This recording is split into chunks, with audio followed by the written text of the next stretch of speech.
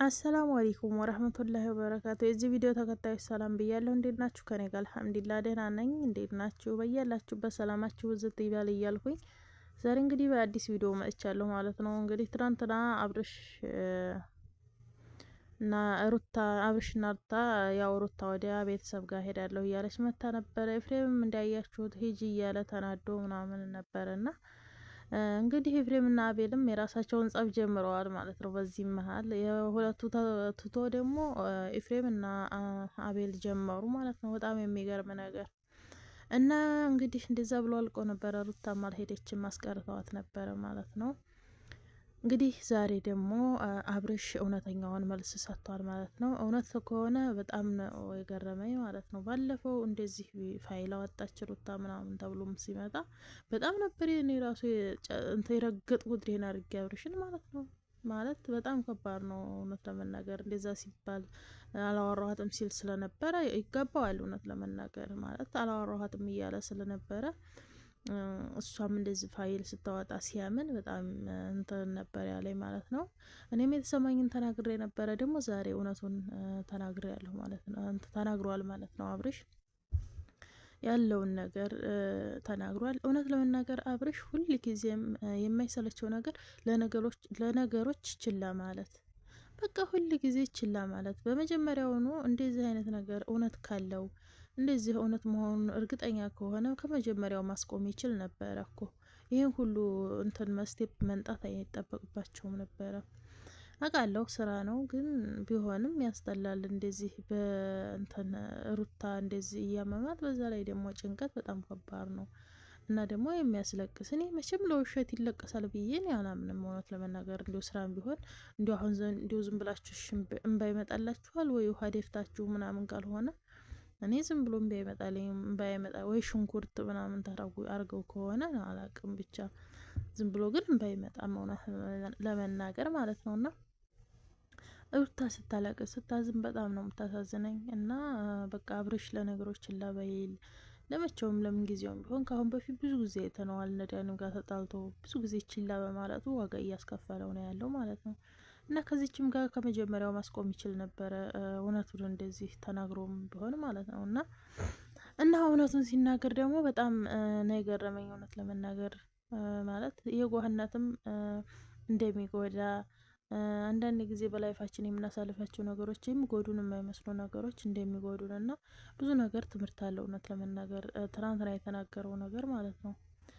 እና ይሆናል ብሎ ያላሰበው ነገር ነው የጠበቀው ማለት ነው። እንግዲህ ምንም ማድረግ አይቻልም። ይህንኑም ማስቆም ይችል ነበር ከመጀመሪያው፣ የራሱ ጥፋት ነው። እና እንግዲህ ያው በቃ ምንም እንደሌላቸውና ሊያግዛት እንድትደዋወሩ ነው አብርሽ የተናገረው ማለት ነው። ያው እሷ ደወለችልኝ ልታግዘኝ እገዘኝ ምናምን እፈልጋለሁ ስትለኝ እንግዲህ ማንኛውም ሰው እንደሚያገዘኝ ምናምን እርዳኝ ሲለኝ እምቢ አልልም። ስለዚህ እሷንም ለዛ ነበር የደወልኩላት። ግን የመለሰ ኢትዮጵያ ከመጣሁ በኋላ ዱባይ እንዳለሁ መጀመሪያ እፈልጋለሁ ብላ ደወለችልኝ። እሺ ኢትዮጵያ ስገባ ደውልሻለሁ አልኳት። ኢትዮጵያ ስገባ እንደ ማንኛውም ሰው እርዳታዬን ከፈለገች ብዬ ደወልኩላት አለ። እንግዲህ ስደውልላት እንግዲህ የመለሰችልኝ መልስ የማልጠብቀውና ያላሰብኩት ነገር ነበር ያወራችኝ ነው ያለው። ያው እንግዲህ አንዳንድ ጊዜ ያጋጥማል። በየዋህነት የምታደርጉ ነገር ከባድ ነው እና እንግዲህ ይህንንም በህይወቴ ላይ ጫና ያመጣል በማለት ለሩታም ሳያማክራት ዝም ብሎ አውርቶ ዝም ብሏል ማለት ነው። ልጅቷ እንግዲህ በጣም መገርም ማለት በጣም የሚገርመው ነገር እንዲሁ በጣም ነው የገረመኝ እንደዚህ ማድረጓ ማለት ነው።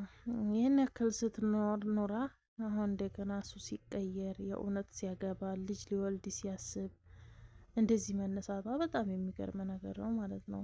እንዲሁ ኧረ ይሄ ለእሶ ታው ቀጣጣ ኧረ ቀጣጣ ለእሶ ሁሉ እንዴ! አሁን እንዲሁ ባለፈው አሁን እያለቀሰች የመጣችው እንባዋን እያፈሰሰች የመጣችው እንዲሁ አሁን ያዞ እንባ ፈጣሪ ሆይ! እና በጣም ነው የገረመኝ ማለት ነው። እና ያው እንግዲህ ያለውን ነገር እውነቱን ተናግሯል ማለት ነው። እንግዲህ ያለውን ነገር እውነቱን ለማወቅ ደግሞ ከዚህ የሚበልጥ ለመረዳት እሷንም ጋር ተገናኝቼ ቢሆን ያለውን ነገር እናጨርሳለን ብሏል አብርሽ ማለት ነው። ሩታም እንግዲህ የተሰማትን ተናግራለች። ያው ያሰበችው ማንኛው ሰው እንደሚያስበው እሷም አስባለች። ትክክል ናት። እሷ ጥፋት የለባትም። የተሰማትን ነገር ነው ፌር ያደረገችው ነገር ሌላ ነበረ። ያው እንግዲህ የተሰማትን እንትን ብላለች ማለት ነው።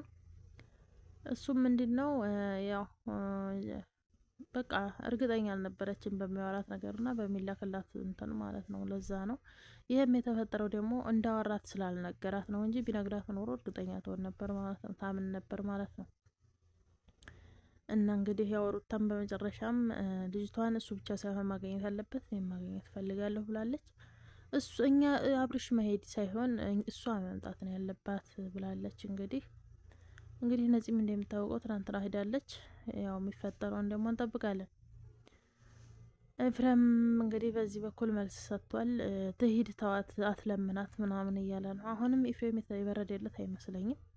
አልበረደለትም፣ ገና እንደተናደደ ነው ማለት ይቻላል። ኤፍሬምንም እንትና አቤልንም እንደዚሁ እየተቆጣ ነበረ ማለት ነው። አያገባህም እስከ ማለት ድረስ ደርሷል እንግዲህ ማለት ነው። በጣም ከባድ ነገር ነው።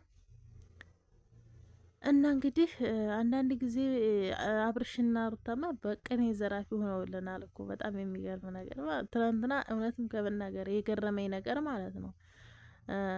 አንዳንድ ጊዜ ይሆናል ብላችሁ የማጠብቁ ነገር ሲሆን በቃ የሆነ የሚያስተምራችሁም ነገር አለ፣ የሚጎዳችሁም ቢኖር የሚያስተምር ነገር አለው።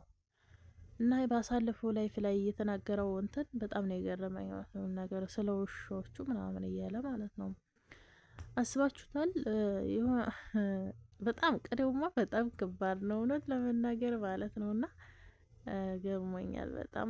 ለማንኛውም የዛሬው ይሄን ይመስላል። እንኳንም ሰላም ሆናችሁልን ነው፣ ይሄንን ነው የምንፈልገው። ለምን ጊዜውም ቢሆን አብርሽና ሩታ አሁንም ገና ይመጣል ፈተና፣ ገና አያልቅም ማለት ነው። የሰው ልጅ በህይወት እያለ ፈተና አያልቅበትም፣ ይፈተናል ማለት ነው። እንደዛም ሆኖ እንደዚህ አይነት ነገር መንጣቱ አይቀርም። አሁንም ሩታና አብርሽ ማንኛውም ነገር ቢመጣ አንድ ሁናችሁ መግፋት ነው ያለባችሁ እንጂ እናንተ ሁለታችሁ ከተጣላችሁ ክፍተት መፍጠር ነው የሚሆነውና አይታችኋታል። ሩታ ትናንትና ወጥታለች ስለተባለ ነፂ አዲስ አበባ መሄድ ያለብኝ ያለችው አብርሽን ለማግኘት ነው። አየሹ ሩታ ግን ወጣለሁ ማለት የለም ካሁን በኋላ ማለት ነው። ማለት ሁሉንም እየተረዳሽ ይመስለኛል። አንቺ እግርሽ ከወጣ ማንም እንደሚገባበት ቤት ሆነ የአንቺን እግርሽን መውጣትን ነው የሚጠብቀው ማለት ነው። እና ለማንኛውም ማንኛውም ነገር ሲፈጠር ሁለታችሁ አንድ ሆናችሁ የመጣውን አካል መጋፈጥ ትችላላችሁ። ቀላል ነው ማለት ነው። እና ሁለታችሁ አንድ መሆን አለባችሁ ብዬ አስባለሁኝ። የዛሬው ቪዲዮ ይሄን ይመስላል ማለት ነው። የተሰማኝን ለመግለጽ ነው የመጣሁት ማለት ነው። ተመልካቾች እንግዲህ እናንተም የተሰማችሁን ተተሳሳትኩም ደግሞ አርሙ፣ በኮሜንት ጻፉልኝ ማለት ነው። ደግሞ ላይክ፣ ሼር፣ ሰብስክራይብ እያደረጋችሁ አበረታቱኝ። እወዳችኋለሁ።